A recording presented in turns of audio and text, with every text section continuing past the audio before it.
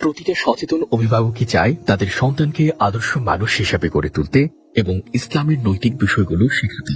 তাই আপনার সন্তানকে ছোট থেকে ইসলামের নৈতিক বিষয়গুলো শেখাতে ও আল কোরআনের আলোকে গড়ে তুলতে আমরা নিয়ে এসেছি চমৎকার একটি সিরিজ, ছোটদের এসো আল কোরআনের গল্প পড়ি। এই সিরিজে রয়েছে মোট 10টি বই।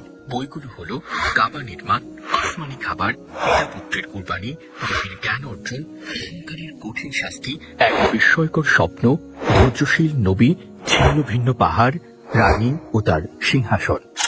সিরিজটিতে গল্পে গল্পে পবিত্র আল কোরআনের বিভিন্ন ঘটনা তুলে ধরা হয়েছে। প্রতিটি গল্পই নেওয়া হয়েছে পবিত্র আল কোরআন থেকে এবং প্রতিটি গল্পেই পবিত্র আল কোরআনের রেফারেন্স দেওয়া হয়েছে। সিরিজটি সাজানো হয়েছে শিশুতোষ মন মানসিকতার কথা মাথায় রেখে, তাই কোথাও জটিল শব্দ ও বড় বাক্য ব্যবহার করা হয়নি। প্রতিটি পৃষ্ঠায় রয়েছে মন করা রঙিন ছবি ও দৃশ্য।